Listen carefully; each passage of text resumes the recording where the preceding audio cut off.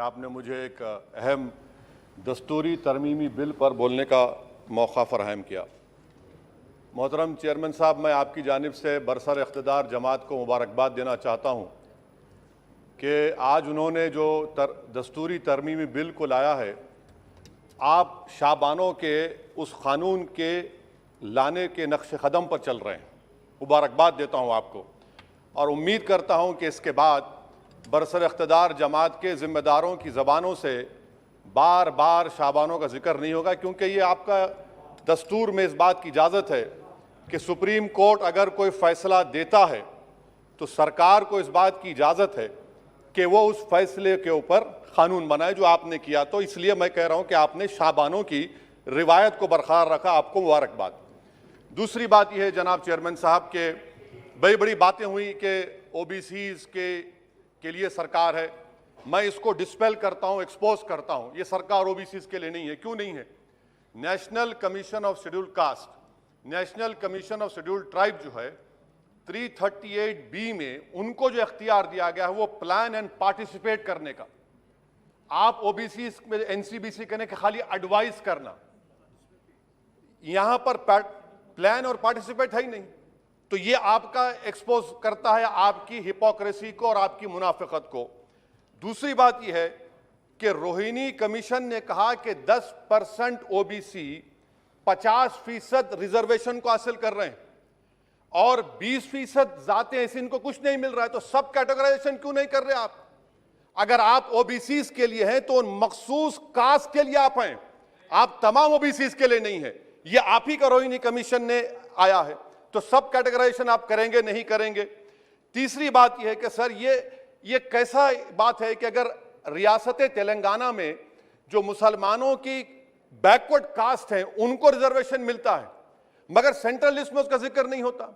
तो एक ऐसा कानूनी मैकेनिज्म बनाने की जरूरत है कि अगर किसी स्टेट और रियासत में वो ये तय करती है कि ये हमारे स्टेट की ओबीसी है तो सेंट्रल लिस्ट में उसका रिफ्लेक्ट होना चाहिए। मिसाल के तौर पर बिहार में सुरजापुरी जात का जिक्र ही नहीं है सेंट्रल लिस्ट में, तो इसका हुकूमत करेगी नहीं करेगी। चौथी बात यह है कि आप क्यों डर रहे हैं? नरेंद्र मोदी की सरकार क्यों डर रही है? 50% को क्रॉस करिए ना। जब प्यार किया तो डरना क्या, तोड़ जाइए 50% को। क्यों 50% को डर रहे हैं आप? जो 50% है उनको 27%, जो 20% है उनको 50%। तो आपकी मोहब्बत ओबीसी से नहीं है, आपकी मोहब्बत उनके वोट से है और आपका दिल उन 20% के लिए धड़कता है जिसके लिए आपने 50% तहफ़्फ़ुज़ रिजर्वेशन दी है। यह आपकी हकीकत है। पांचवी बात यह है स्पीकर साहब कि हम हुकूमत से मुतालबा कर रहे हैं कि प्रोएक्टिवली नरेंद्र मोदी की सरकार 50% सीलिंग को तोड़िए, निकलिए। आप क्यों नहीं करना चाहते? करने की जरूरत है, डेटा है, एम्पिरिकल एविडेंस है बैकवर्डनेस का। वो 50%, 27% कैसा दे रहे हैं, गलत है। छठी बात यह है कि सर ये एक सुनहरा मौका है कि आप इस तरह का कानून बनाइए, 50% लिमिट को क्रॉस करिए और ओबीसी समाज से सही मानों में इंसाफ करिए। सर एक और बात, आज ही के दिन 1950 10 अगस्त को प्रेसिडेंशियल ऑर्डर हमने निकाला था। बड़ा तारीखी दिन था जिसमें हमने शेड्यूल्ड कास्ट को रिजर्वेशन दिया।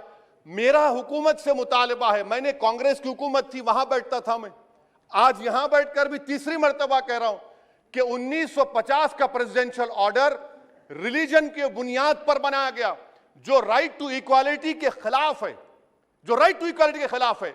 एक सुनहरा मौका आपके पास आया है कि उसको रिलीजन न्यूट्रल करिए। जब शेड्यूल्ड कास्ट में हिंदू, बौद्ध और सिख आ सकते हैं तो दलित मुसलमान, दलित क्रिश्चियन क्यों नहीं आ सकते? सच्चर कमेटी गवर्नमेंट की कमेटी, उसमें जिक्र लिखा है। आप वो नहीं करना चाहते, आप नहीं करेंगे तो देख रहे उत्तर प्रदेश का अंसारी देख रहा है, उत्तर महाराष्ट्र के वो पसमानदा मुसलमान देख रहे हैं कि क्या तमाशा आप लोग करते हैं। यहां वहां चले जाते हैं, वहां के यहां आते हैं और हम लोग बीच में फंसे हुए रहते हैं। सर छठी बात यह है, सातवीं बात यह है कि मैं हुकूमत से इस बात का मुतालबा कर रहा हूं कि 1950 प्रेसिडेंशियल ऑर्डर को रिलीजन न्यूट्रल किया जाए। अच्छा, ओबीसी की आपकी सरकार है, 89 सेक्रेटरीज हैं, कितने ओबीसी है बताइए? 89 सेक्रेटरीज में 2 अगस्त 5 अगस्त 2009 को एक भी ओबीसी सेक्रेटरी नहीं था, एक शेड्यूल कास्ट और 3 एसटी थे। मुबारक हो आपको, आपकी मोहब्बत ये है, डेटा कह रहा है, मैं नहीं कह रहा हूं, आप मुझे झूठ साबित कर दीजिए। अच्छा, सेंट्रल यूनिवर्सिटी में सर, सेंट्रल यूनिवर्सिटी में 51.6% ओबीसी के पोस्ट वैकेंट हैं। इसीलिए मैंने कहा कि आपको उनके वोट से मोहब्बत है, उनको जमीन से आसमान पर उठाने से आपको कोई मोहब्बत नहीं है, यह हकीकत है सर। और सर, ये यहां पर बैठकर मैंने हमारे कांग्रेस के लीडर की तकरीर को सुना, शिवसेना वाले कह रहे हैं, एनसीपी वाले कह रहे हैं मराठा मराठा। भाई साहब, महमूदुर रहमान कमेटी की रिपोर्ट ने कहा था महाराष्ट्र में कि मुसलमान सोशली एजुकेशनल बैकवर्ड है, जो बॉम्बे की हाईकोर्ट ने उसको अपहेल्ड किया, और आप सिर्फ मराठाओं की बात करते हैं, मुसलमानों की बात क्यों नहीं करेंगे? वो 50 कास्ट जो मुसलमानों की बैकवर्ड है महाराष्ट्र में, वो देख रही है आपके इस तमाशे को और आपको एक्सपोज करके रहेगी। आप उनकी बात ही नहीं करते। मराठाओं को जरूर दीजिए, मगर आपके इस बड़े दिल में क्या उन गरीब मुसलमानों के लिए धड़कता हुआ दिल नहीं है कि हम सिर्फ भिखारी हैं, आपका वोट हासिल करेंगे, आपको नेता बनाएंगे, मुख्यमंत्री बनाएंगे, प्रधानमंत्री बनाएंगे, और हमको क्या मिलेगा? इफ्तार की दावत और मुंह में खजूर, रिजर्वेशन नहीं मिलेगा हमको। ये कौन सा इंसाफ है सर? इसीलिए ये इनकी मुनाफिकत है, इसीलिए हम हुकूमत से मुतालबा करते। अच्छा, हैरत की बात यह कि सुप्रीम कोर्ट के जिस फैसले को ओवरकम करने के लिए यहां पर यह बिल लाया गया, सुप्रीम कोर्ट ने कह दिया कि मराठाओं के बारे में सोशली एजुकेशनल बैकवर्डनेस नहीं दिख रहा है। आप कैसे दिखाएंगे बताइए? ये महाराष्ट्र के 50 मुसलमान बरादरियां देख रही हैं। इसीलिए हम हुकूमत से कहना चाहते हैं कि, और मोदी सरकार से, कि आप ओबीसीज के अपलिफ्टमेंट के लिए नहीं हैं, आप मजलूम के साथ नहीं हैं, आप कमजोर के साथ नहीं हैं, आप बेरोजगार के साथ नहीं है। हां, एक हकीकत है, आप ताकतवर के साथ थे और ताकतवर के साथ रहेंगे। आपको वोट की जरूरत है, ओबीसीज और वो जो मुसलमान बरादरियां नीचे, उनको उठाने की जरूरत नहीं है।